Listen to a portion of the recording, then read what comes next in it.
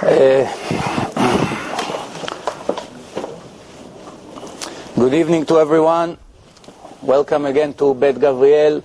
We have a special event tonight, and as I spoke to the guests that we have here tonight, we just met a few minutes before the lecture and try to plan the way we will do the debate, or the argument I should say, about searching for the truth, proving the truth. And I explained them that my goal here tonight is that I would like to ask him a few questions about some of the things that Christianity present in the last 2,000 years, and they themselves do it with their activities. And I would like first, the guest, his name is Danny, right? Danny? Yes. Danny, I would like him to first present himself because we do not know that much about him, so we'll give him a few moments to explain who he is, and then I'll take it from there. Okay, thank you, Yosef. It's really a pleasure to be here tonight and to have this opportunity to speak in front of you. And I only wish that our churches would have this type of attendance in the middle of the week. That's a testimony to the fact that you all are concerned about truth. And I think that's great. And I think that's something that we can share, that we are concerned about truth. We're not just concerned about how we feel when we wake up in the morning. You know, we care about if there is a God and who this God is, and how we can know who this God is. So I just applaud you that you are concerned about these things, and that you're wanting to hear the questions and answers that we both have. I teach at a school in Midtown Manhattan called the New York School of the Bible. I'm not a pastor.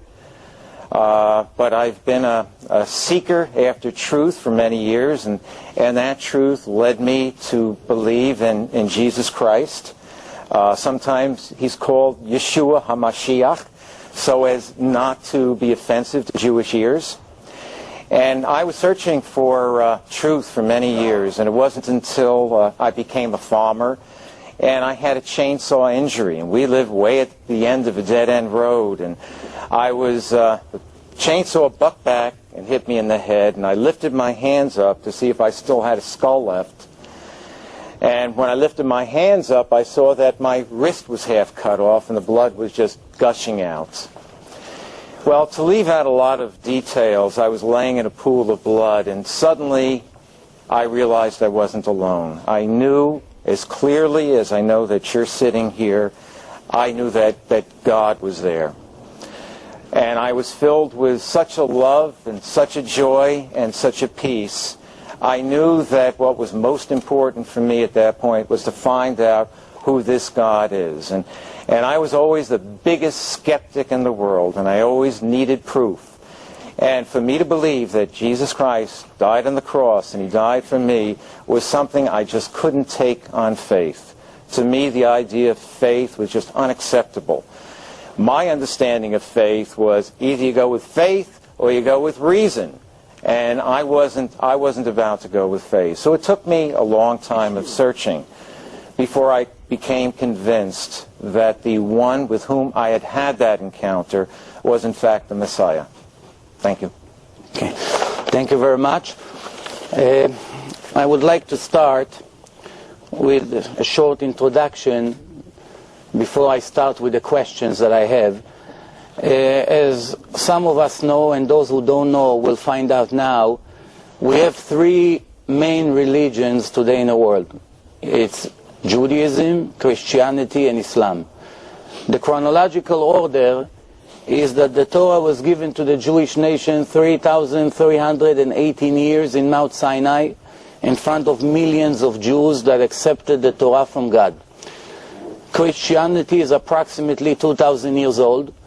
The story of Jesus, as our friend just mentioned to us, is 2,000 years old, and the New Testament is approximately a little bit after, close to 2,000 years old, and Islam is just less than 1,400 years old. Today in the world, after Judaism was given in public in front of millions of people, we have more than 80,000 religions and cults started after Judaism were founded. Just in United States alone, you have more than 10,000 religions in United States alone, and cults. Of course, when a normal human being is seeking for the truth, he doesn't have time in 70, 80 years that he lives here to search every cult that starts every Monday and Thursday, right? So obviously, we tonight will try to answer and to ask some of the questions that Christians prove and try to prove to Jews. I would like to debate it. But before I start, I would like to set some rules. And my friend will correct me if anything I say disagree. He has the permission to stop me right there and to correct based on his opinion and understanding at any time. But we are not interested in believing. We are interested in knowing. Comes the Torah never referred to the Jew to become a believer. Yes, it's mentioned in some places that you have to believe in God, of course. But for those of you who came to the lecture that I gave here in the past few years, I have all the sources. If anybody has questions, I will give you the sources.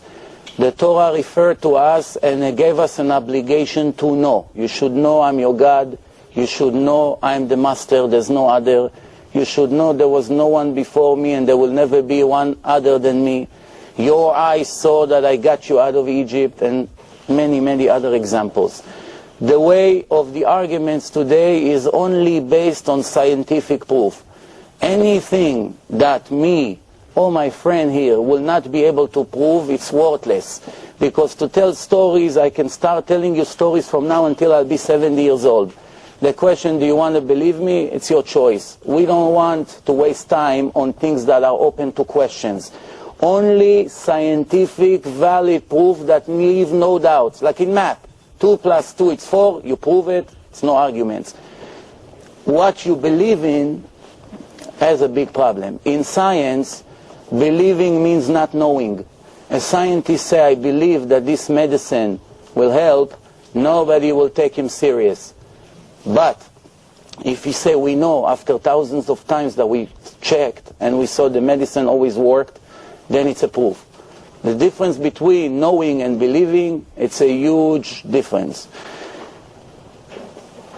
We should know a very important part in history. None of the two religions, as I mentioned, Christianity and Islam, ever denied the truth of Judaism. Exactly the opposite. Christians, a very large portion on their religion, which they call our Torah, the Old Testament. None of them ever in history, for many arguments that were done in the past between rabbis and priests in the last 1,000 years, none of them ever came to claim that the Jews never got the Torah in Mount Sinai, because they adopted the Torah and they believe in the Torah, and they just call it the Old Testament because they claim that they have the New Testament, which was given to them later after the Bible was completed. For those who do not know, the Bibles have 24 books until the book of Kohelet. And right after the Bible, they claim there was another prophet. His name is Jesus. And from that moment on, they have what they call the Evangelists, the Evangelion, which are a combination of 4 books, which is, well, you're going to hear soon, but they are basically claim that God gave another part. So they now, according to their belief, we have the Old Testament and the New Testament. Everybody understand when a writer gives a book, part A, and the writer gives book part B, and it's the same writer, the same God that gave the book, and they are not denying the identity of this God, right? He gave that book. That means part A and part B has to match. It cannot be that we will find in part B things that completely the opposite of part A, chronological order which is different, names of people that were changed for whatever reason, numbers that do not match the Old Testament, and so forth and so on, which I'm going to give some of these examples.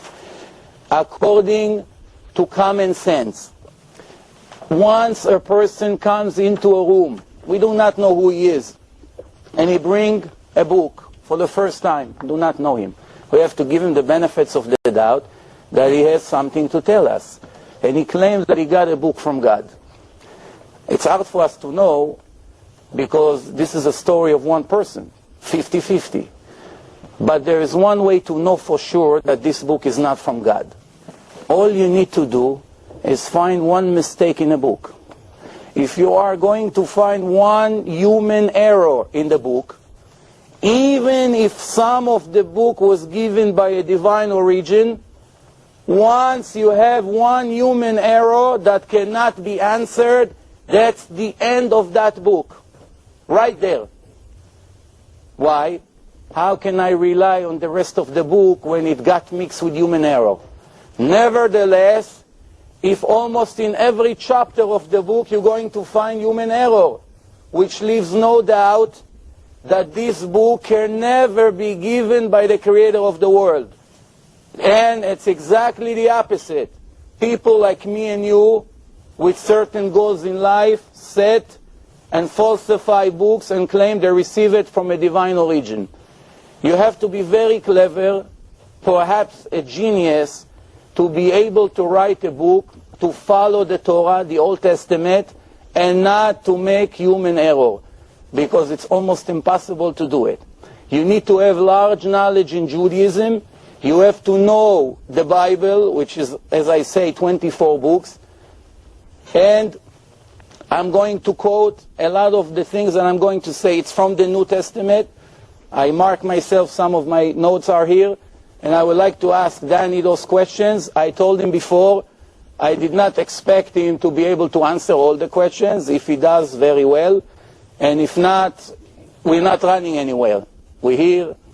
He knows our address. If he has the answers, he can come back. Some of these questions I asked priests in the past, and I'm waiting for many years for them to come back. So maybe he will have more success from those. But this is what took place in the last few years. Now I would like to start with one quote from the New Testament, which gives us a very serious question. In the book of Matthew, chapter 5, I'm quoting word by word from what Jesus himself told his students. Do not think I came to contradict the Torah and the prophet. I did not come to contradict. I came to fulfill. If heaven and earth will be cancelled, even one letter from the Torah will not be erased. Even one little yud. Yud is the smallest letter in Hebrew. One more comment I would like to make right here is that you know the original way, the original text of the Torah, it's the holy language, the Hebrew. No one denies it. The Torah was given in the Hebrew language. And later on it was translated to 70 different languages, include Greek and many other languages. 500 years ago, there was a Christian theologist, Martin Luther, the famous Martin Luther, not Martin Luther King, he called after him, he named after him. And he translated, he's actually the beginning of the Protestants. And he translated the Bible to German. And he apologized in his introduction, and this is what he wrote. It's impossible to translate from the holy language to foreign languages. All the holy literature belongs only to the holy language. Obviously, he did the best he can. If you take 100 people to translate one chapter from the Hebrew Torah, there will be differences in the words. Why? Because some names in foreign languages, it can be translated in different ways. So we have to stick to the original way. But I'm going back to what I started. In the book of Matthew, chapter 5, it says, do not think I came to contradict the Torah and the prophet. I did not come to contradict. I came to fulfill. If heaven and earth will be cancelled, not one letter from the Torah will be cancelled, not even one yud. If one person will erase one letter from the Torah and will come to teach that to others, will be cursed in the kingdom of heaven. This is Matthew chapter 5, and my question to Danny is as follows. To the best of my knowledge, I do not know Christian people today that I observe the Sabbath. I don't know Christians that keep kosher like we do. Maybe there is, but I do not know. I do not know Christians that put tefillin. It's definitely not a part of everyday religion for them. So my question to you is like this. Based on your introduction, you called Yeshua from Nazareth, you called him the Mashiach. Later I know that you're going to describe him as the Son of God. And the question that I have to you is like this. If the main figure in Christianity, which everything is around him, which you call him the Messiah, if he wrote in the book which you quote, it's your source, not mine, it's the New Testament, which we, the Jews, never accepted as the truth. We contradict that book. We only believe in the Torah. We never believe, and we will never believe in the New Testament. The reason is, you're going to understand in the next hour that we have, why. But my question to you so far, and that's the first question for tonight, please explain me if the book of Matthew comes and bring a quote that this is the word of Jesus to his students. How is it possible that close to 1.5 billion people today do not listen to their Messiah, to their hero? Thank you for that question. It's a very good question, and I appreciate the fact that you're asking an important question. You know, not just a question that deals with the translation of a word. And I just want to reaffirm what Joseph has been saying, that there are many areas of agreement between his position and the position which I'm going to present, which I believe is the Christian position. And so several of the things that Joseph said is it's about knowing and not simply believing. In fact, it's a misunderstanding of what the New Testament says. Yes, the New Testament says believe, but Jesus says, if you look at what believe means within that context, Jesus says, I do many miracles so that you might believe. Now, what that actually means in context is, here's the evidence, and I'm giving you this evidence that you might know who I am. So we're both agreeing about the significance of evidence. That's very important. And we also both agree that if the New Testament can even begin to be considered as the Word of God, it must fit intimately with the Old Testament. If it doesn't fit intimately with the Old Testament, something is the matter. So that brings us to the question in Matthew 5, the Sermon on the Mount, and what Jesus was teaching. And let me read you the entirety of that quote. And I'm not going to read off the whole Sermon on the Mount, but notice in verse 17 what Jesus says, do not think that I have come to abolish the law of the prophets. I have not come to abolish them, but to fulfill them.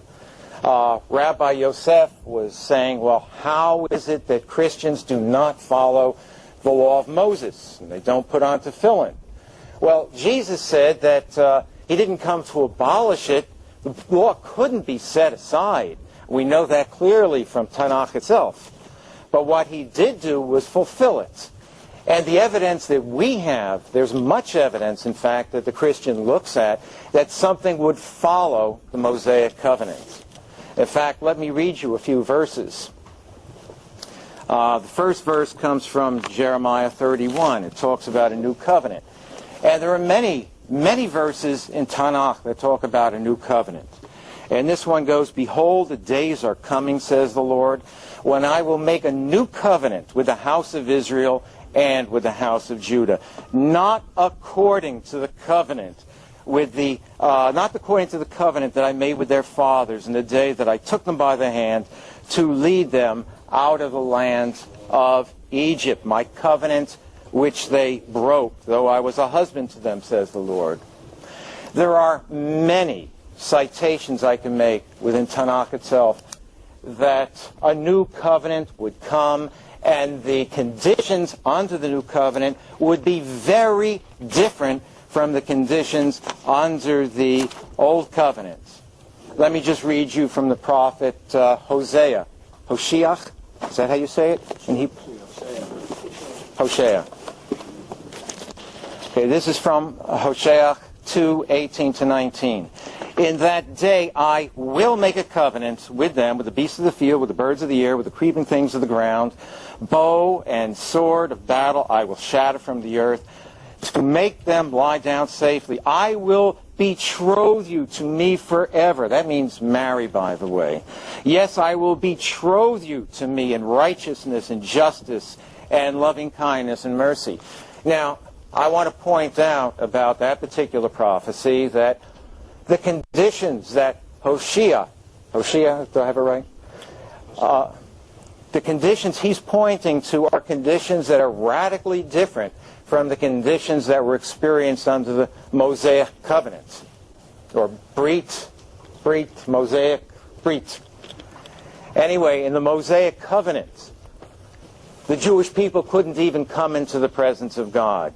Only the high priest, the main Kohen, could come in, and that was in the holy place only once a year. There was hardly any marriage. In fact, we saw at Sinai that the Jewish people, when God spoke to them from the fire of Mount Sinai, they were terrified, and they trembled, and they said to Moses, or Moshe, they said to Moshe, you just tell us what God wants us to do, we'll do it. But as for listening to this God, we can't do that lest we die. So what we find are conditions very opposite when we're talking about the new covenant, very opposite of what we find under the Mosaic covenant. Thank you. Okay, I'm afraid that you did not even touch the question that I asked you. I mean, you gave us something from Jeremiah, which I'm going to respond to. This is what you said.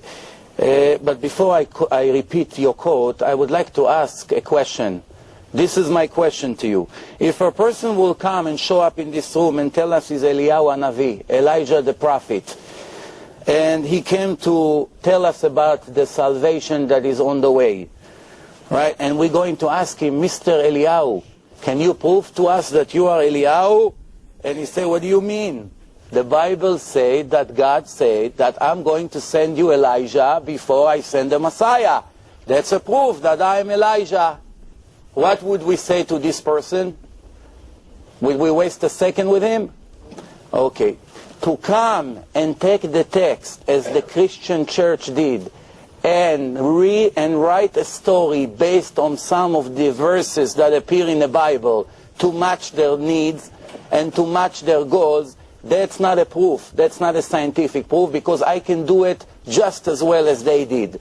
What you quote in Jeremiah, this is what it says over there. It says like this. It says, I'm going to bring the from the land of the north and gather them from the lands. Blinds, cripples, pregnant, giving birth. Large crowd will return here. This is talking about returning to the Holy Land from all the exiles. They will come with tears, and I will lead them. There are days who come, and I will renew the covenant with the Jewish nation, not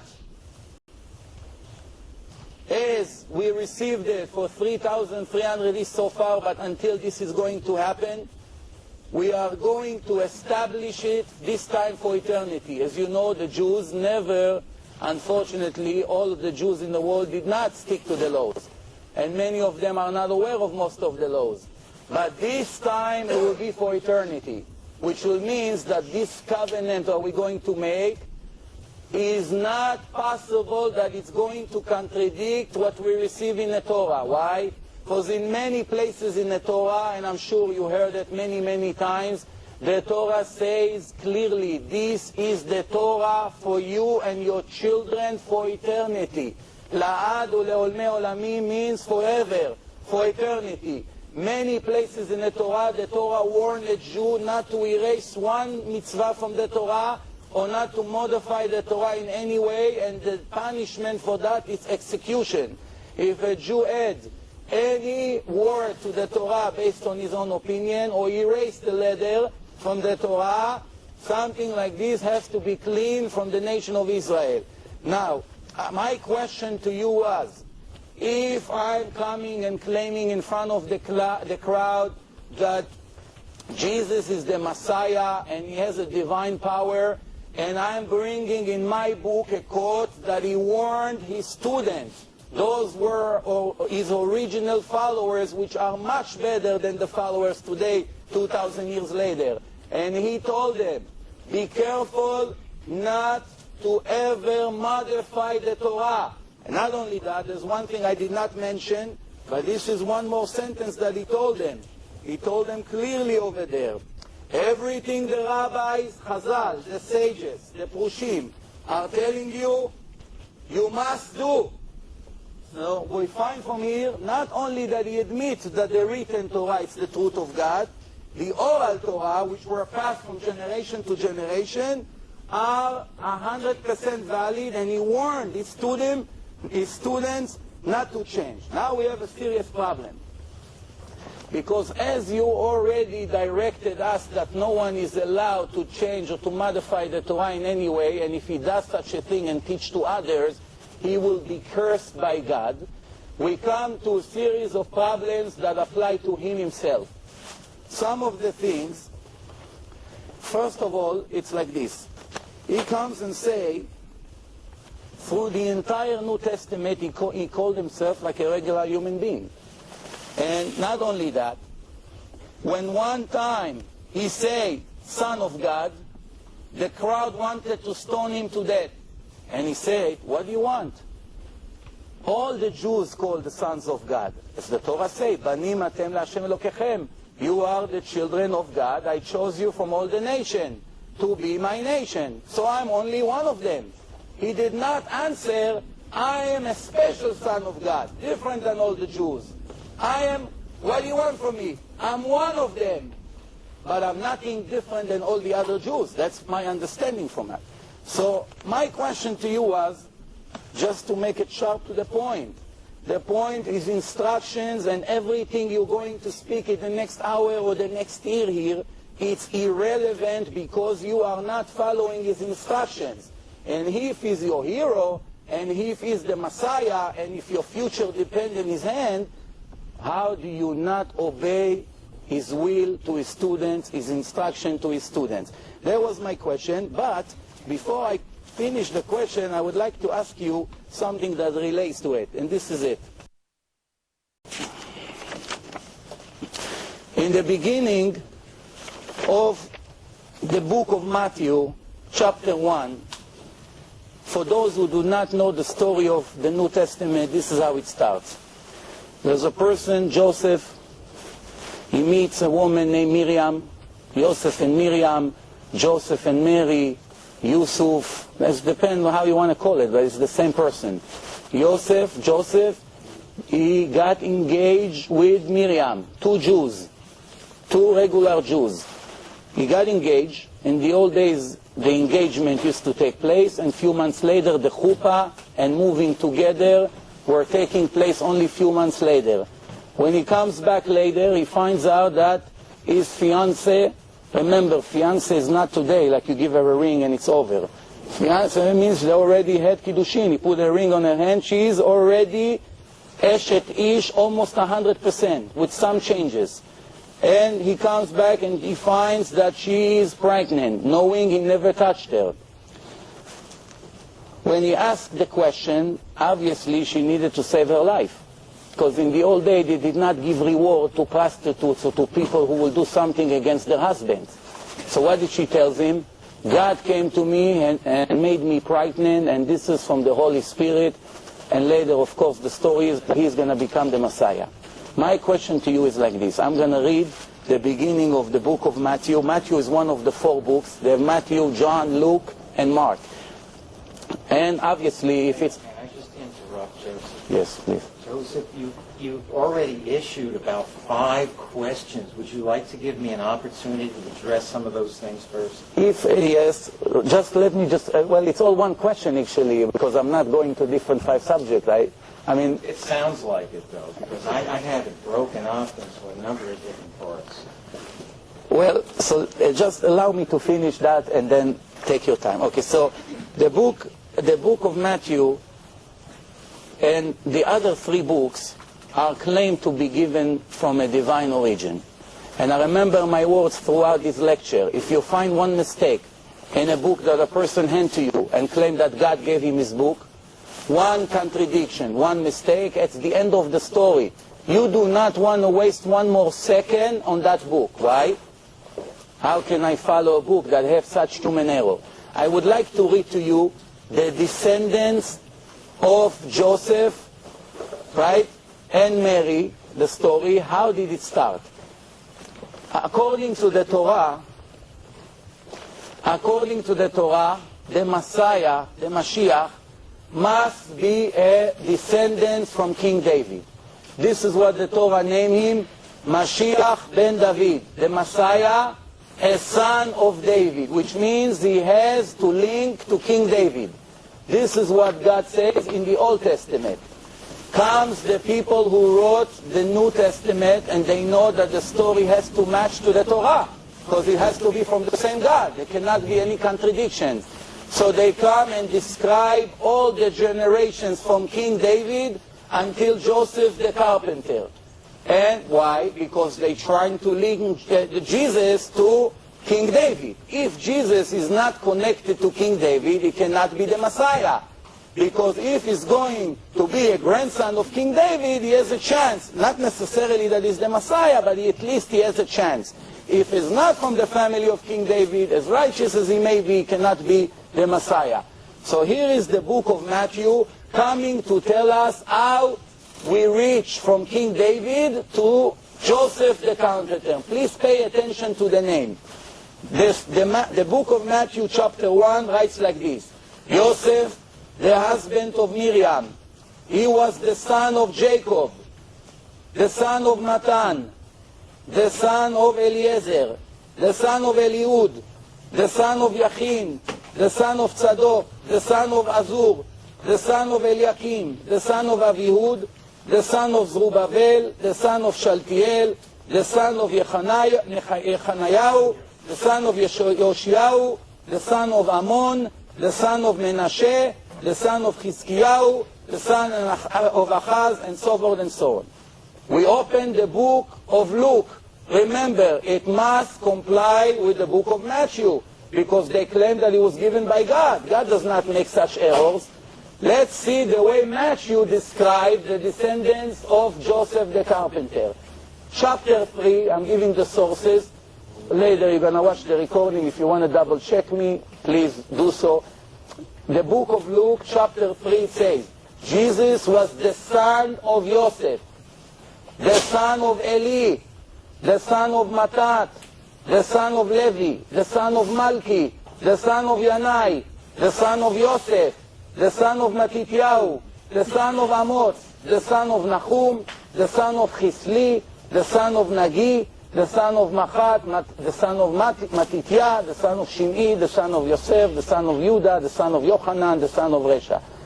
25 differences in the descendants of King David. Now tell me please, if we will open up the Torah and we see Abraham was the father of Isaac, Isaac was the father of Jacob, Jacob was the son of Yosef, Yosef was the son of Ephraim. That we read it in one part of the Torah. And we would open another chapter and speaking about the same family, and instead of that order, it would be from the same book, from the same God supposedly, who would say Abraham is the son of Matityahu. Matityahu is the son of Menashe. Menashe is the son of Yosef. Yosef is the son of Yitzchak.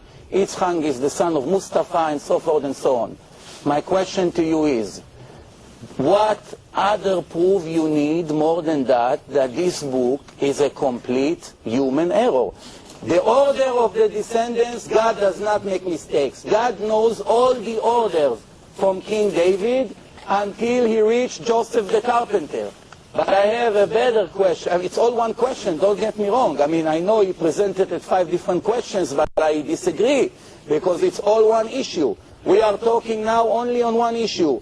You are describing in 2 books from the evangelists that describe the order of the generation from King David to Joseph the carpenter. Now, my first provision in this question is that there are 25 differences. How can it be if it's from God? And the best part is, why did you waste almost a page to describe us that Joseph the carpenter, he is a grandson of King David, when right there yourself in the book of the New Testament you write that he has nothing to do with Jesus. He's not his father. He was out of town, and he came and he found out that she's pregnant. And he asked her, what happened? And she said, God is the son of my son. So, the father of my son. My question, please, and I finish with this. My question to you is, who is the mother of Jesus? Everybody saw. He came out from Miriam. When you ask every priest in the world, include the Pope, and we did it about 8 years ago, the answer is God. When you ask who is the father, God. Is God is a grandson of King David? King David is the father of God? That's my question. And if not, why did you write it? And plus, you wrote it with so many mistakes. 25 different names. It cannot be from God. You don't have any. I'm done. You have to agree that it's all one issue. It's long, but it's one issue. Well, I'm going to, if it is one issue, I don't see it, so I'm going to have to answer them separately. So you're going to have to bear along with me a little bit. Okay, let me start very briefly with the last challenge. And the last challenge is, well, who is Jesus? Is Jesus Jesus a bastard? Is Jesus the child of an indecent relationship? Well, of course, you probably can anticipate the answer. We hearken back to Yeshayahu, Isaiah 7:14, where it says a virgin will give birth to a son. And that's why Joseph, if you read the New Testament, you find out that Joseph went ahead and married Mary. At first he was going to put her away. He was going to break off the engagement. But then he had a revelation from the Holy Spirit, and the Holy Spirit told him, do not be afraid to take Mary. She has been impregnated by the Holy Spirit. Which again is in line with Isaiah. As far as the differing genealogies, I haven't studied that very thoroughly, but my understanding is that one genealogy it represents the genealogy through his mother, Mary, the other one through his father, Joseph. You might argue, well, Joseph wasn't really his biological father, but there is evidence in Tanakh. Don't press me on it. I can't tell you where exactly it is. But evidence that a genealogy can be adopted, as a child can be adopted, that adopted child can assume the genealogy of the adoptive parent.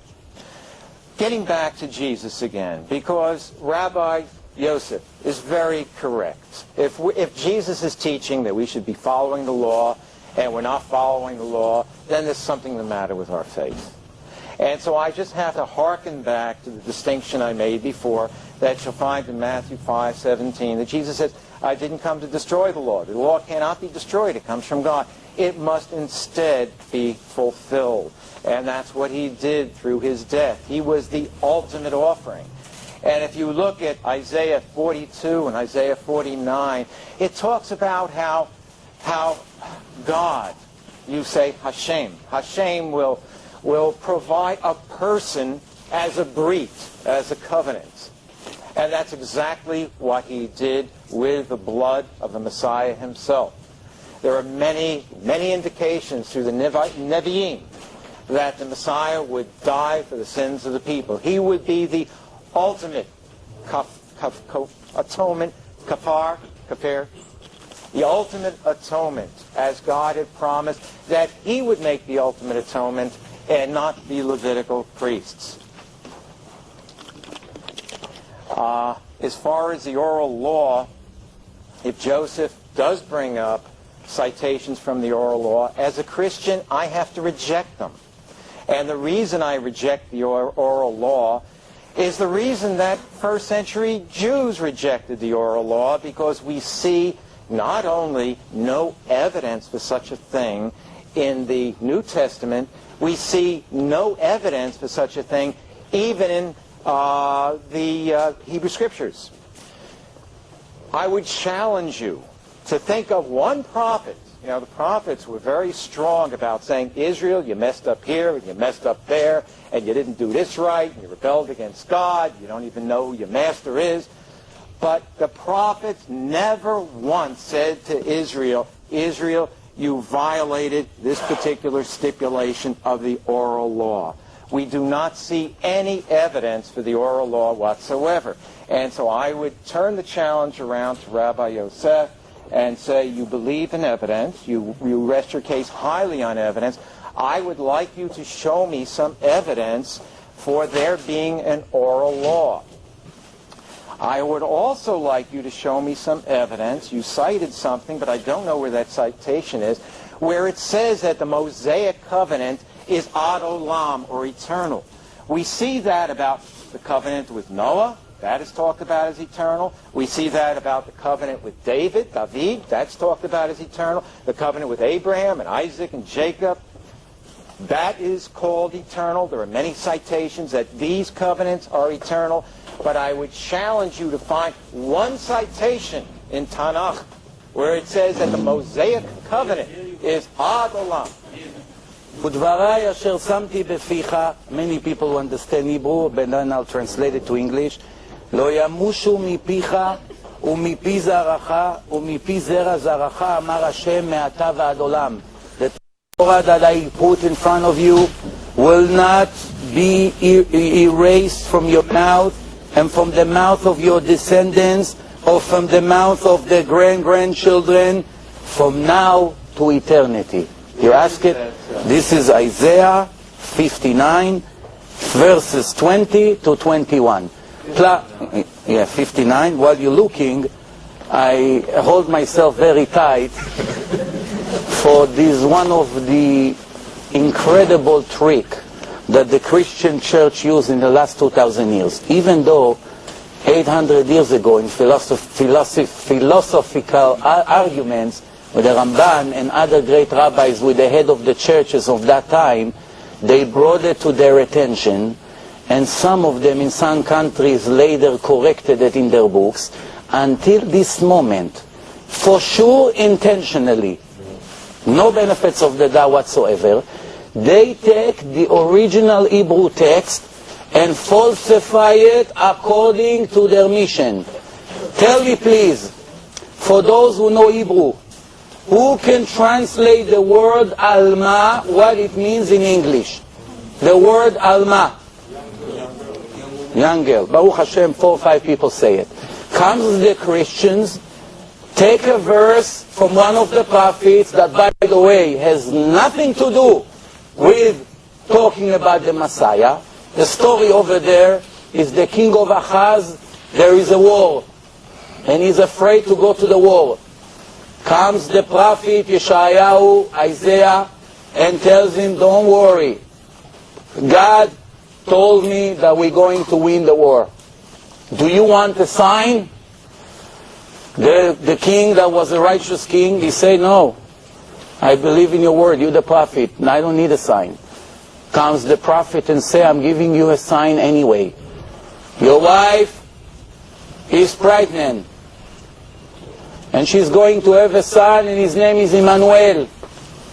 Nobody knows she's pregnant. Nobody sees. How does he know? He's a prophet.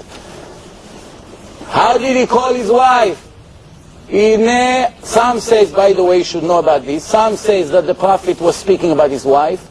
Some says it's not clear there if he was talking about his daughter. But either way, the word that the prophet used was Ine Alma Ara Yoledet Ben.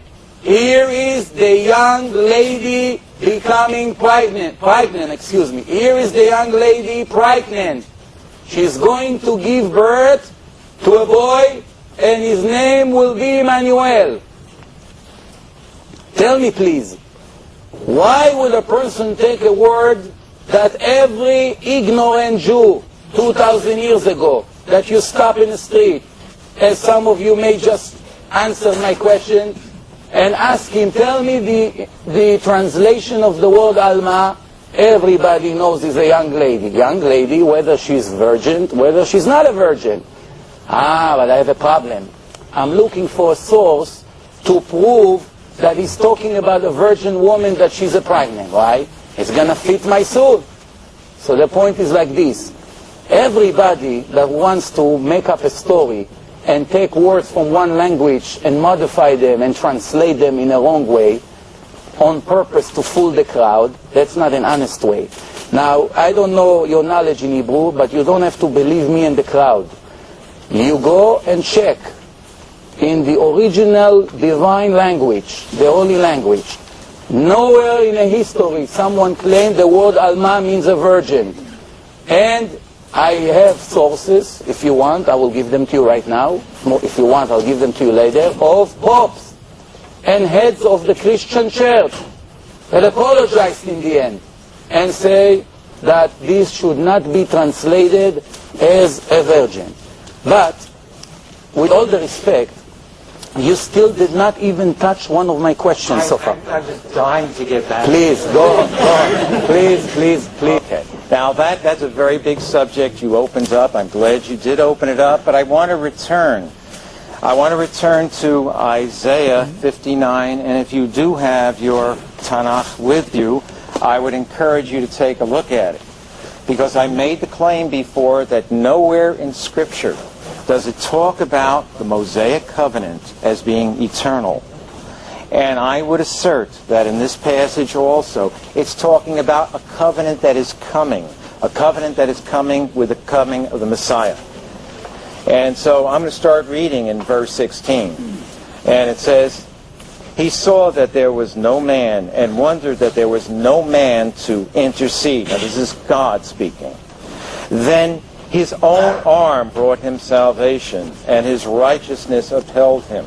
He put on a breastplate, righteousness is a breastplate, and a helmet of salvation on his head. He put on garments of vengeance for clothing, and wrapped himself in zeal as a cloak. And then we're going to go down to verse 20, just to shorten it up. In verse 20, I was reading in verse 16 through 17. I did not quote from 16. I know that, but I want to build up the context to demonstrate that this is not the Mosaic covenant that's being talked about. This is a very important point, because when the Bible talks about the new covenant, the new covenant, it talks about the new covenant as being eternal, never the Mosaic covenant. And so in verse 20, this is talking about a future covenant, because it's talking about a Redeemer coming.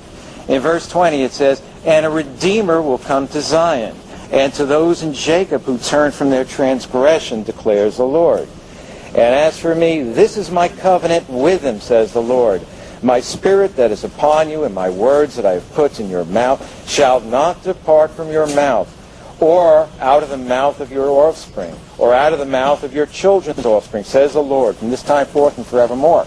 The question is this a future covenant, or is this the Mosaic covenant? Nowhere does it say it's the Mosaic covenant. In fact, the context is talking about the Redeemer coming. Now, would you like me to respond to Isaiah 7? Just one comment about what you say. דברי אשר שמתי בפיך in Hebrew means the words that I put in the past, not in the future. You are modifying the verse. The verse says clearly, and I'm sorry, you read it from your sources, but I have the original source. And the original source, as it was written by God, as you admit, was given in a holy language. And everybody here is familiar with this. דברי אשר שמתי בפיך. Anybody, please. Anybody here? The word samti, it's in the past, or it's in the present, or it's in the future? What is it? Past. Of course, obviously the past goes into the future. You're coming now and claiming there's no indication that it belongs to the past, rather it belongs to the future. It's incorrect, excuse me for saying it. But you never answered what I just stopped before to make a comment. Please tell me how the word Alma in your translation became a virgin. Where did you get that thought? Who taught you that false translation of the word? Please. Okay, I'd be glad to answer the question, but let me just return to Isaiah 59 because this is a very important point. Patience, please. But if I just may, we're never gonna reach anything like this. Oh, there'll be other times. No, but I'm asking you a question to the point. Please, with all the respect, answer the questions at the spot. Why? Because no, but here I ask you a very simple question. Very simple. Yes or no?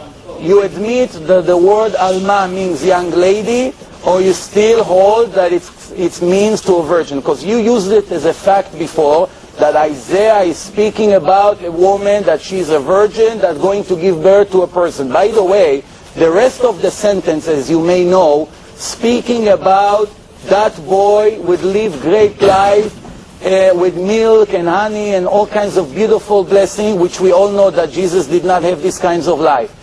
Plus, if we're already speaking about the subject that you brought up, according to all the prophecies that speaking about the Messiah, each one of them clearly, without any doubt, saying the Messiah will collect all, in his lifetime, all the Jews to the Holy Land. And in his time, all the Gentiles will love Israel and will admire Israel. No wars will be in the world. Everybody would live in peace. The tigers and the goats will be friends. And many, many other examples in the prophecy. Not one of the prophecies that the prophets gave about describing the days of Messiah is even a little bit similar to the life of Jesus. So please, I don't want to continue. I want to stop right here, give you time to answer, but please answer to the point. To the point, please. Alma? Okay. Definitely, and I respect your questions. And I think each question you've asked is very important. But I do want to bring some closure to Isaiah 59 first. Because I agree also with you that Samti is past tense. But often if you study prophecy, you find out that God talks about future events in past tense. And so again, I want to look at the context. I read a few verses before that section. I want to read a few verses after that section now to demonstrate that we're talking about the kingdom, the future Davidic kingdom that is coming.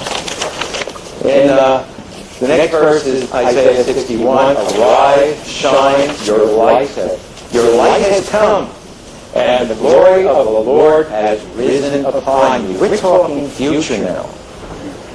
For behold, darkness shall cover the earth, and thick darkness the peoples, but the Lord will rise upon you, and his glory will be seen upon you. And the nations will come to your light, and the kings to the brightness of your rising. And we Christians also applaud the coming Jewish kingdom. But you might take this as bad news. We believe we're going to be part of it along with you. So that's the bad news. The good news is it's coming. Okay, now for Isaiah 7. And that's very important. The word Alma. I have to confess that Alma can be translated as young maiden, but if you look up the various places where Alma is used in the Tanakh, you'll find that it is what we call an equivocal word. Now, I don't know who those popes and theologians are who apologize for our translation of Alma, but I might apologize about something. I'm not going to apologize about that.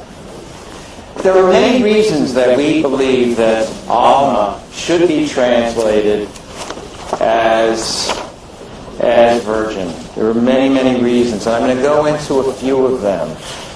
Remember, as Rabbi Yosef pointed out, this is going to be a sign to the king. How can How can a natural birth be assigned to anybody? Only a miraculous birth would be assigned. But there are much more compelling reasons than that. You see, the verse itself reads, let me read you this verse. It's from Isaiah 7:14. Therefore the Lord himself will give you a sign.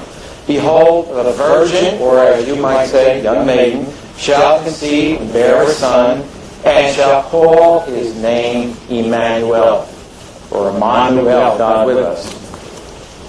And so the question is, who is this Emmanuel? The Jewish tradition has always said this is just a normal human being. This Emmanuel has nothing to do with what it's literally saying, God with us. Doesn't have to do with Jesus. But again, if you look at the context, and chapters 7 through 12 form a unified prophecy. If you look at the context, you find that Emmanuel is only used 2 other times in Scripture. And they're both found in the next chapter. And so, good principle of interpretation would demand that the way you understand one instance of Emmanuel must be the way you understand it in the next 2 usages in the next chapter. And so what I'm going to do is read you the context for these 2 other usages of Emmanuel and demonstrate that this Emmanuel is no mere human being, but actually God with us.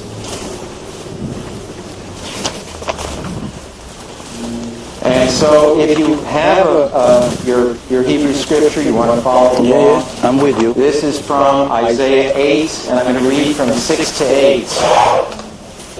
Inasmuch as these people refuse the waters of Shiloah that flow softly, and rejoice in Rezin, in Remaliah's son. In other words, they were trying to make a treaty with the Rezin, who was the king of Damascus, the king of Aram. Okay, Rezin and Remaliah's son. Now therefore, behold, the Lord brings up over them the waters of the river, strong and mighty, the king of Assyria, and all his glory. He will go up over all the channels and go over all the banks. And what this is talking about is the fact that Assyria, that was threatening Israel and eventually took Israel into captivity, would also threaten Judah. And so King Ahaz made a treaty with Assyria. But Assyria thought, who needs to keep this treaty? I'm going to have my cake and eat it too. I'm going to take all Judah. And so it says that this king and his army passed over the channels and went over the banks. And he will pass through Judah. He will overflow and pass over. He will reach up to the neck, and stretching out of the wings will fill the breadth of your land. What it's talking about there is that Assyria, the nation of Assyria, will gobble up all of Judah except the neck. And the neck, of course, if you know your history, that represents Jerusalem. And remember King Hezekiah and Isaiah held up Jerusalem.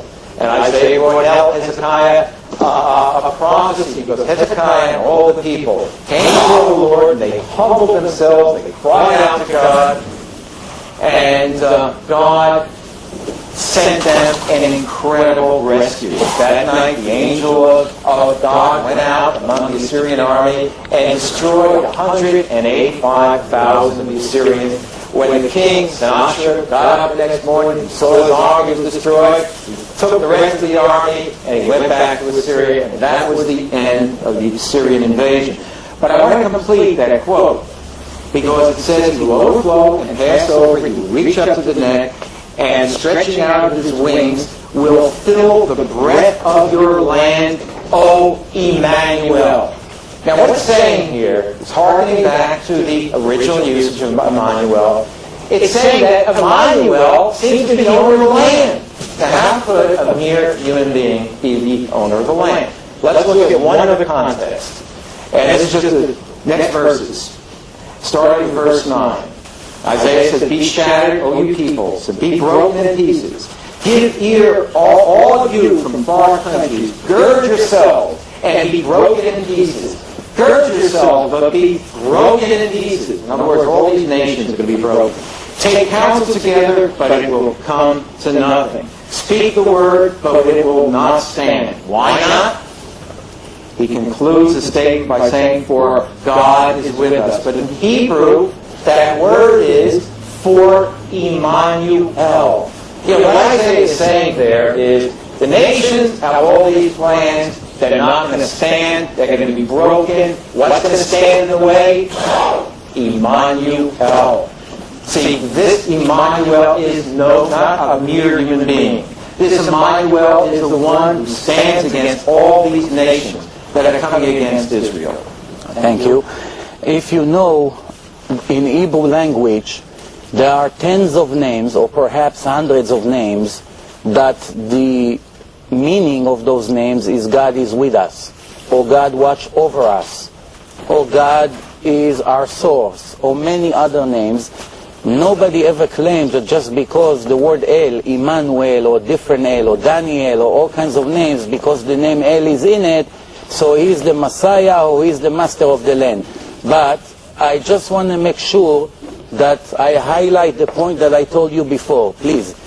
We are still speaking about the Alma, the young lady, and I would like to give you an example what I meant before, maybe to make it a little bit more clear to you. This is what I'm going to go ABC. First, the prophet was sent to the king of Ahaz before the war with those three kings, as you mentioned, Ahaz, Prakach, and Razim. The prophet Yeshayahu lived 600 years before Jesus was born, 2,600 years ago. As you know, I'm sure, 26 in the time of King Chizkiyahu, 2,600 years ago. That means 600 years before Jesus was even born, before anybody knew about him. God sent the prophet to tell the king of Israel that right now I'm going to send you a sign that you're going to win the war. And please pay attention to the details, because the way you presented it, you skip one or two things that change the entire subject. And those are the things which I like to highlight. First, the first example is that the daughter or the wife is pregnant. Nobody knows about it yet. She will give birth to a boy. The name of that boy eventually will be called Emmanuel. This boy will eat delicious food, such as butter and honey, even though, remember, the prophecy described that in this particular moment, there were ambush around the land, starvation, there is nothing to eat, even simple basic food are not in the existence. Comes the prophet against all odds and tell him, this son that will be born will already eat like a king, even though he's still not even an infant. And before he will know to tell the difference between good and bad, the country will be redeemed from the enemies. Tell me please, what's the connection between the sign that God sends 600 years before Jesus was born, God sending a sign to the people of the land that the wife of the king or the daughter is going to have a baby, and this baby would live like a king, even though right now it's hard to believe that in 9 months the situation will change completely. That's how you know that God is serious about what He promised. Now remember, the word Alma, I insist, without any doubt, means young lady.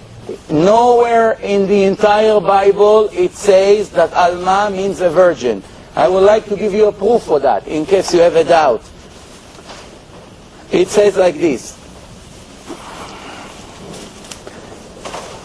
the way of the eagle in heaven, in the way of a boat in the middle of the ocean, the way of a man with relation with the young lady, Alma. I will translate. The same way when an eagle flies in the sky, he does not leave any track. Nobody knows that an eagle was there 5 minutes ago. There's no track. The same way when a boat passed in the ocean, 10 minutes later you don't have any tracks. A man that have relation with Alma, okay, leaves no track.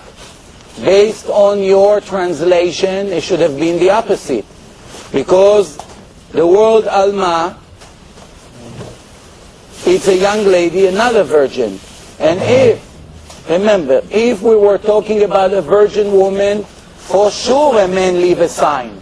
After a man have relation for the first time with a virgin woman, the verse should have said the opposite. The same way a man leaves track after having relation with a virgin, and the verse say exactly the opposite, which is a clear proof to the fact that we are talking about a young lady, has nothing to do with a virgin, and this is what you've been using for many, many years to tell the people that there's a prophecy that's speaking about a virgin, knowing this prophecy has nothing to do with Jesus. Remember, this is in different context, 600 years before, and the signs that the prophet gave the nation of Israel never happened in the life of Jesus. Jesus did not born into this situation and lived his life like a king. In his life, they didn't need a sign that the enemies would leave the land, and in 9 months, what's the connection? Why would God come to the king now and give him a sign to this existing moment about something that is going to happen 600 years when they have no connection whatsoever? But, not only that, remember that so far from the beginning of the conversation, I asked you about the 25 differences between one book, which is Matthew, and the other book, which is not supposed to contradict. If God gave the descendants of King David, it has to match 100%. A normal human being does not need more than one mistake in a book that someone is claimed that God gave it to know that it's not a divine book. If I open the book and I have 25 different mistakes in half a page, not one mistake, 25 different mistakes, which one of the two books were given by God? It's impossible that God gave two books with 25 different names. God doesn't know the order from King David until we arrive to Joseph the carpenter. Plus, even if there were no mistakes, even if the names are 100% match, who wants to come to describe that Joseph is a grandson of King David, when right after that he himself writes that Joseph has nothing to do with the son, he's not the father? Now I would like to respond to what you said before. You say that sometimes descendants go by the mother. You know very well that it's a very, very incorrect statement. Because throughout the Torah always refers to the father. לממשפחותם, לבית אבותם. Nowhere in history a person became a Kohen because his mother is a Kohen. If his mother is Kohen and his father is just an Israelite, he is a regular Israelite and he doesn't have all the benefits of the Kohen. Nobody in history, before Christianity even started, had even the thought to link a person based on his mother. That's one thing. And plus, just to finish one more sentence, if it goes by the mother, as you may refer, tell me please, why did you waste a page to prove that the father is a grandson of King David? You should have done the opposite. You should write, Mary is the daughter of Yocheved, the daughter of Rachel, the daughter of Sarah, the daughter of Leah, the daughter of whatever, and until you reach King David. There's no indication that you were trying to link Miriam to King David. And you agree that King David is not the father of God. You understand that. So please answer me this question. Just to that particular question that we left open from before, the 25 contradictions and the father and the son and Joseph and everything that I just mentioned.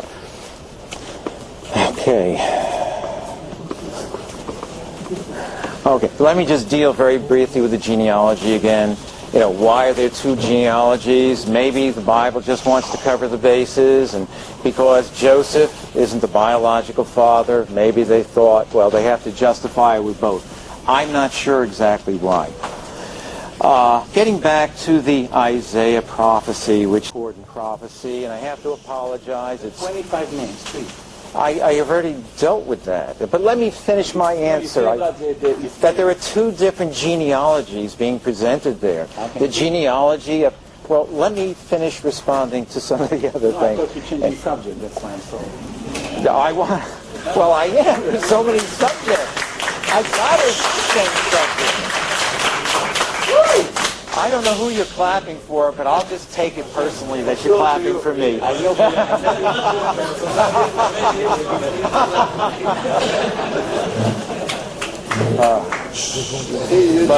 did in 1 hour what I didn't do here.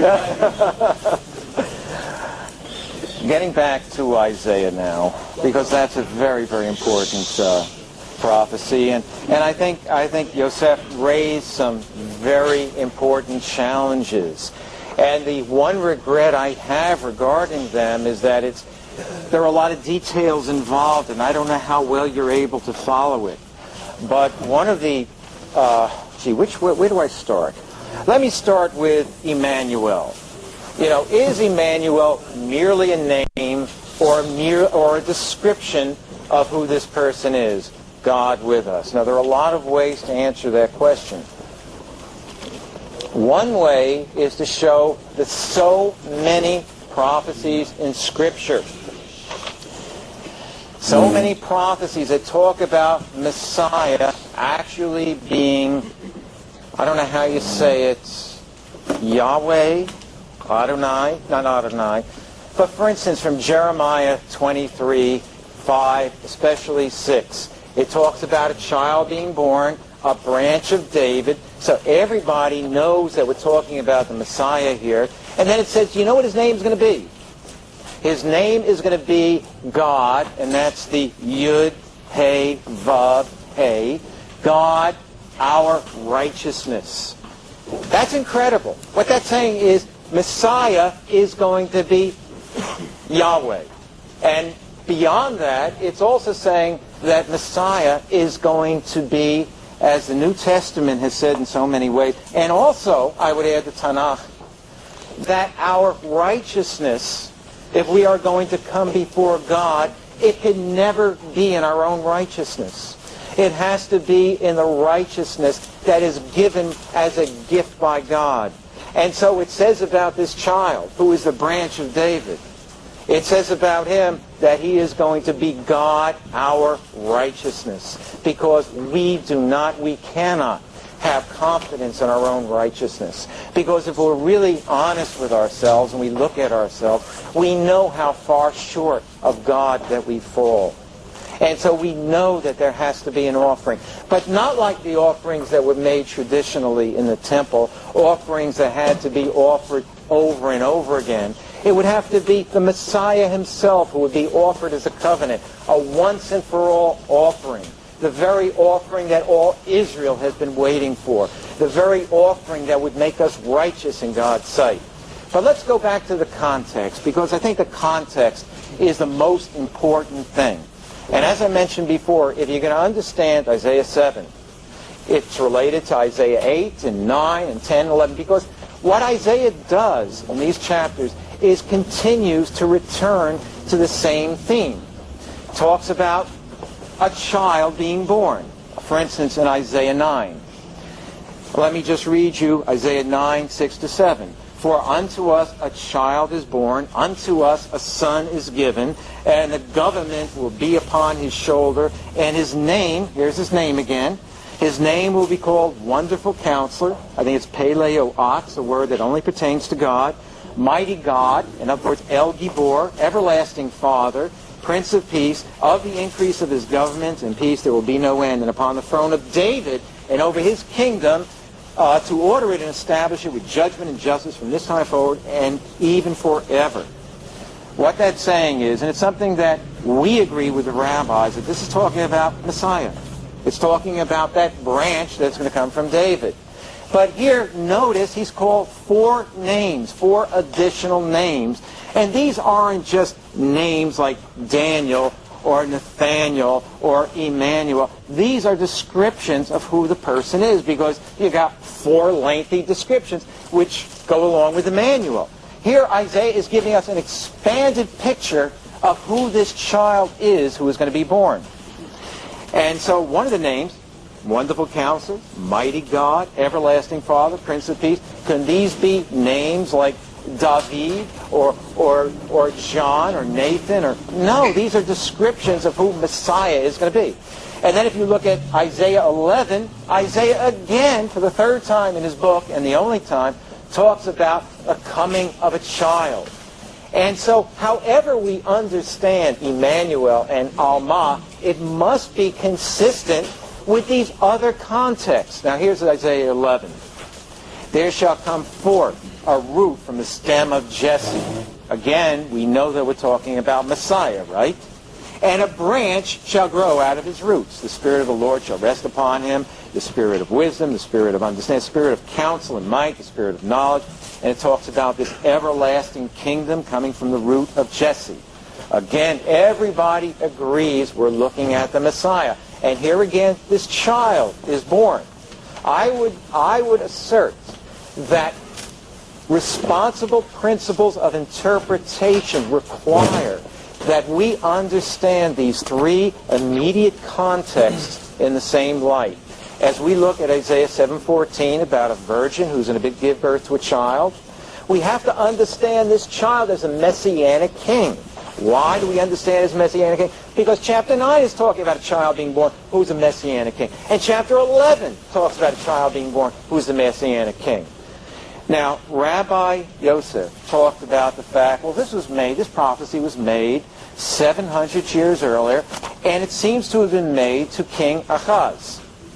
And yes, it was, but I would argue, if you look carefully at the language, you'll see that not only was it made to King Ahaz, but it was made to the whole household of Israel, or the household of David. So let's go back to 7:10. And it says, Moreover, the Lord spoke again to Ahaz, saying, Ask for a sign for yourself, the Lord your God. Ask it either in the depth or the height above. And Ahaz said, I'm not going to ask, nor will I put the Lord to the test. Of course, he didn't even want to hear anything from God. Then he said, Isaiah said, Now, hear now, O house of David. He's going beyond Ahaz, or Ahaz. Is it a small thing for you to weary men, but will you weary my God also? Therefore the Lord will give you a sign. Now, tell me if I'm wrong about this, Rabbi. That you in Hebrew is not the singular you. It's the plural you. Isaiah is talking far beyond King Ahaz. Now, let me just add one other fact to this equation. The fact is that oftentimes in Scripture, you have multiple fulfillments. The same prophecy might be used to deal with present time and might also be used to talk 600, 700, 800 years in the future. God's Word is so rich and deep, we shouldn't limit it to one fulfillment. Let me give you an example of this from Zechariah. He sits the high priest, Yeshua, down in a chair, and he says, Take the silver and gold and make an elaborate crown and set it on the head of Joshua, or Yeshua, the high priest. And by the way, this is so unusual because high priests couldn't be kings. Kings couldn't be high priests. This had to be prophetic. And in fact, we know it is prophetic because it goes on to say, Then speak to him, saying, Thus says the Lord of hosts, saying, Behold, the man whose name is the branch. And now suddenly we're talking about Messiah, right?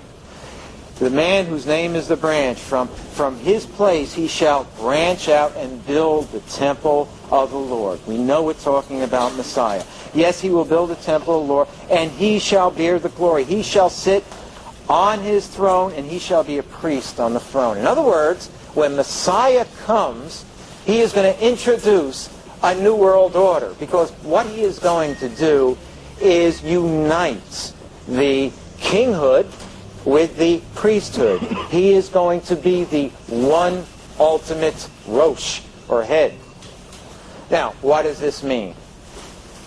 What it means is Zechariah, the book of Zechariah, is talking about the prophet Joshua, probably around the year 450 BC. But he is also talking at the same time about the coming Mashiach.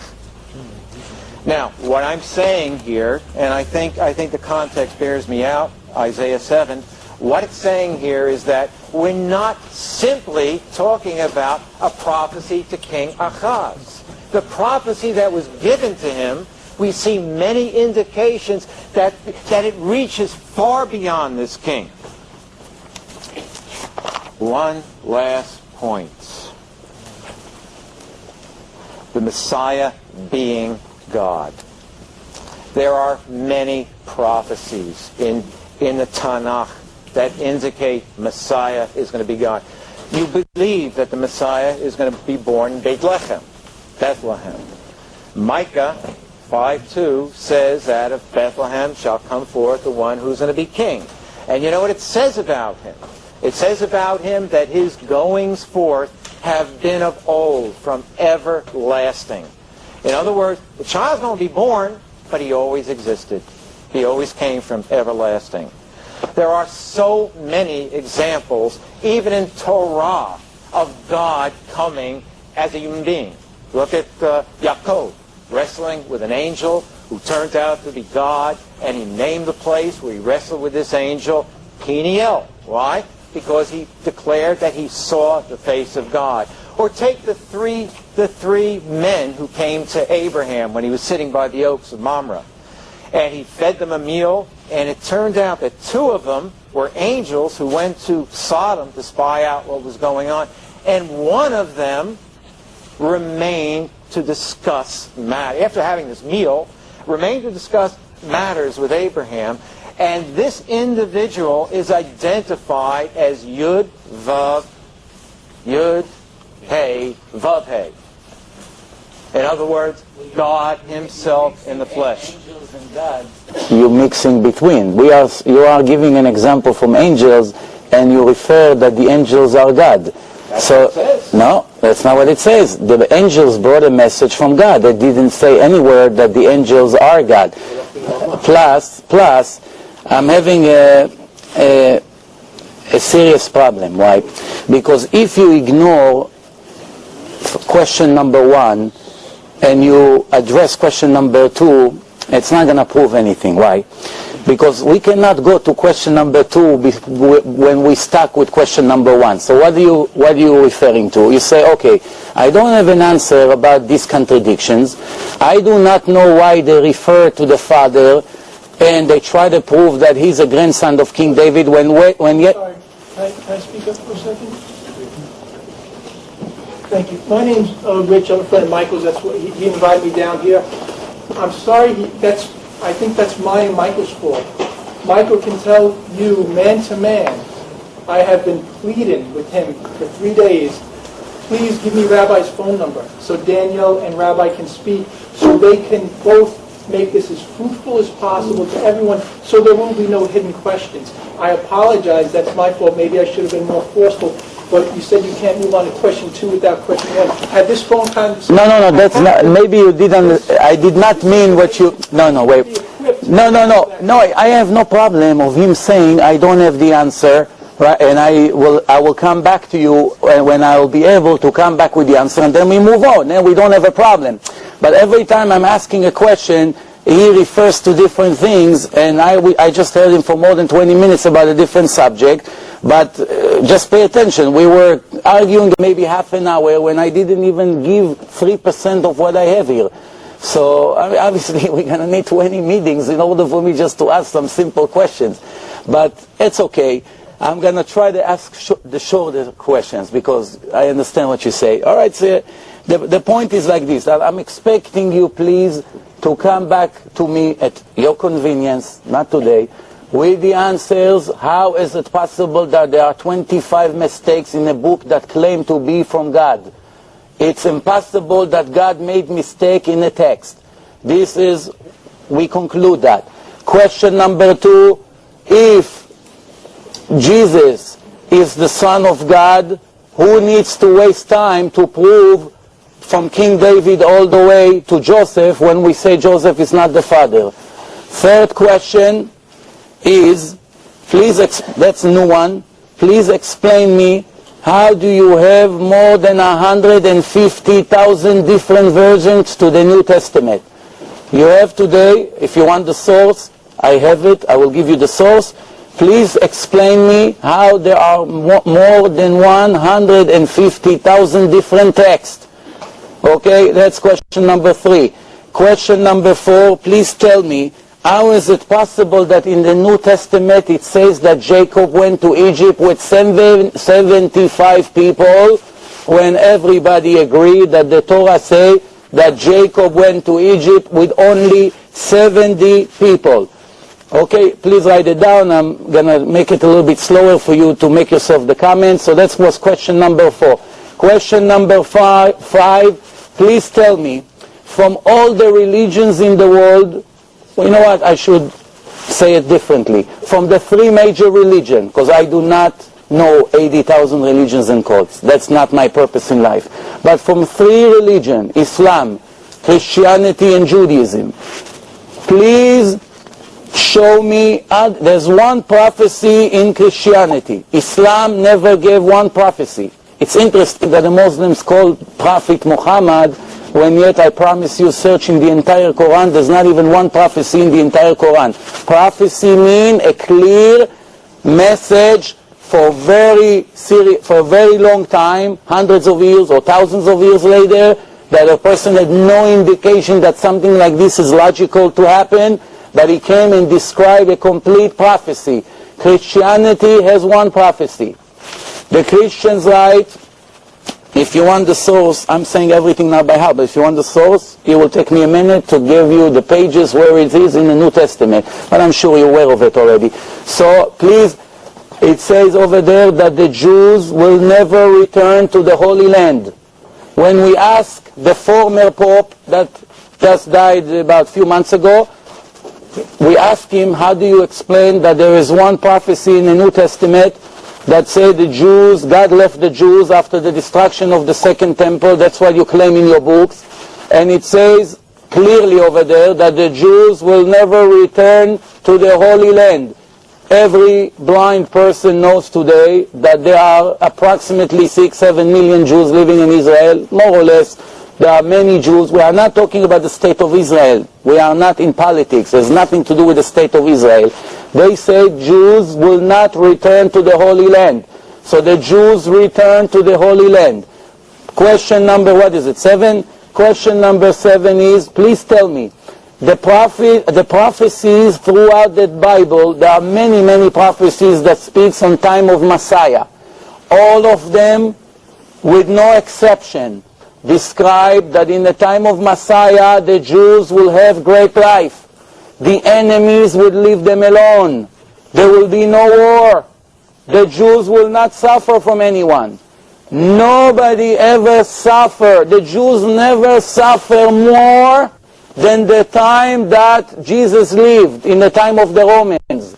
In his lifetime, millions of Jews were dead. Millions. Up to that time, so many millions of people died from the time of Babylon, 600 years before him, from the time of Nebuchadnezzar, and his time when the Romans came to Israel and slaughtered the Jews daily, every day, and destroyed the Holy Temple. There was one of the worst time in Jewish history.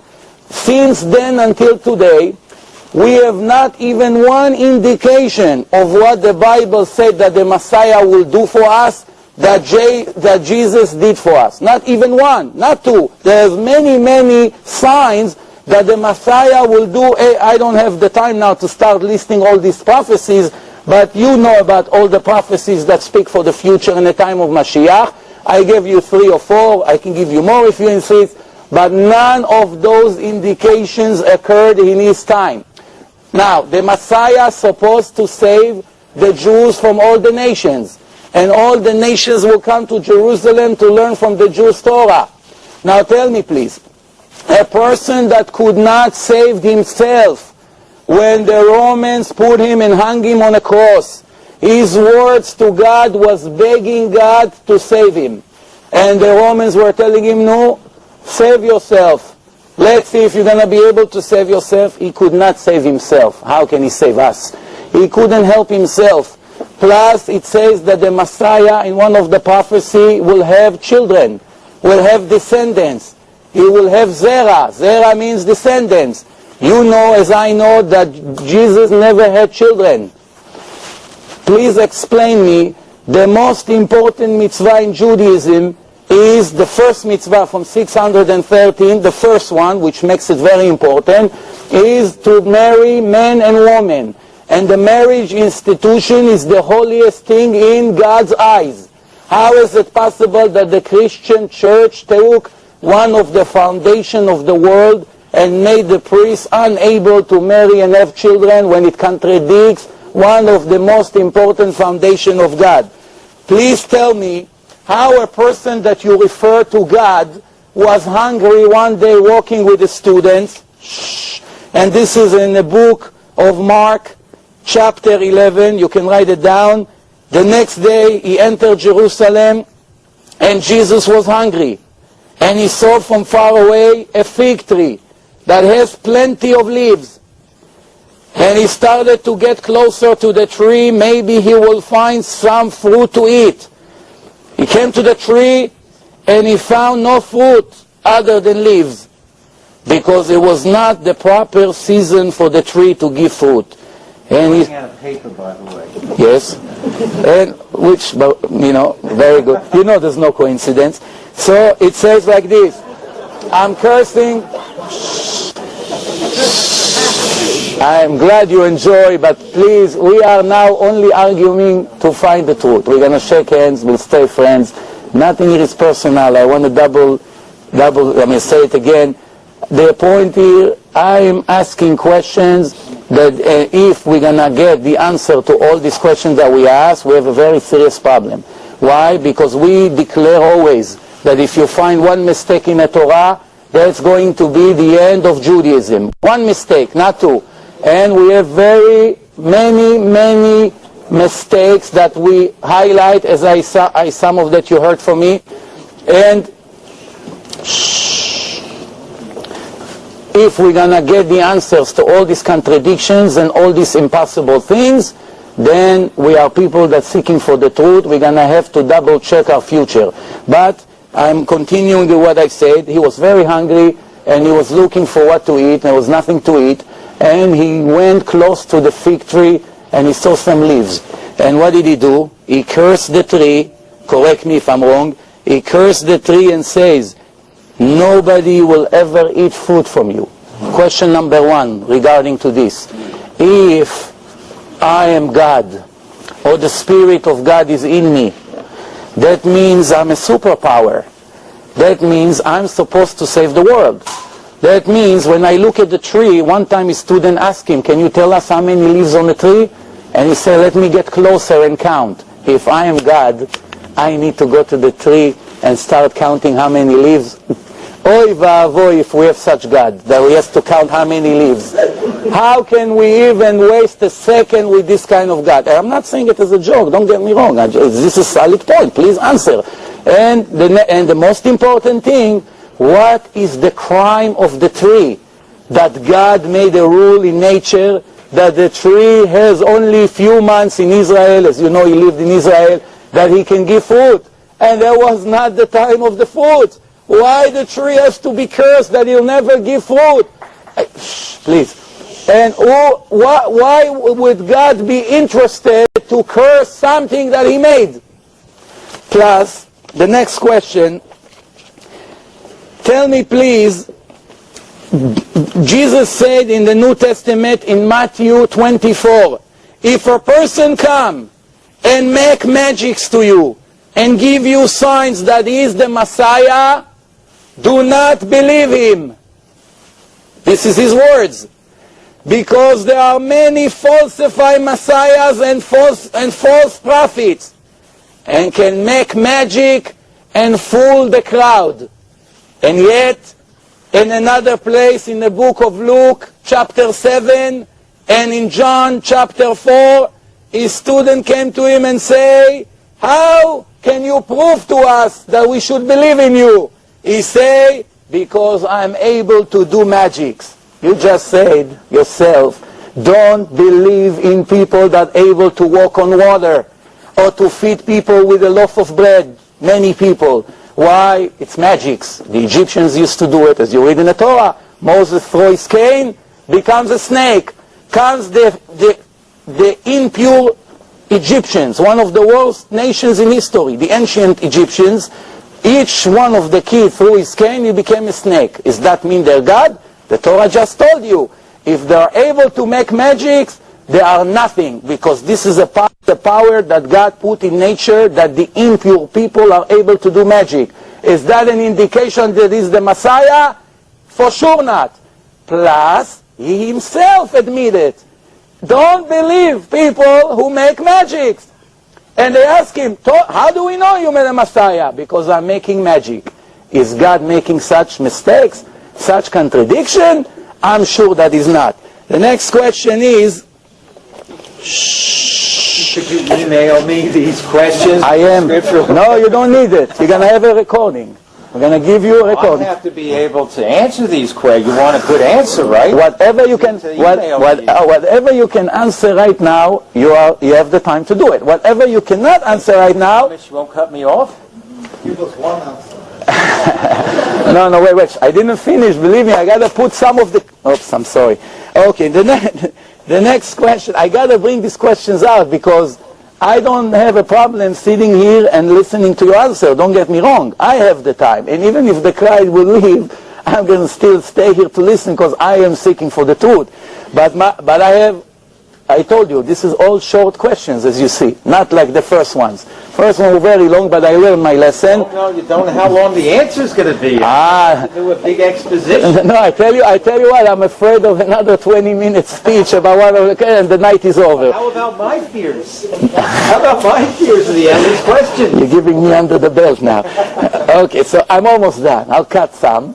Almost done, and then you have the microphone for yourself. The next question that I got for you is, the Torah, as you admit, is the Word of God. Say you should love your friend like you love yourself. And in the book of Matthew, chapter 5, it say, love your friend and hate your enemies. The Torah never say it. The Torah say the opposite. Even if you have a Jew that is not your lover, is not such a great friend, he speak bad about you, is still your brother and you have to love him. Comes the book of Matthew chapter 5 and say, love your friend, but hate your enemies, contradicting the Torah clearly. It's the same God, remember. They claim that God also gave that. Comes the Torah and say, you should love your God with all your heart and all your soul and all your money.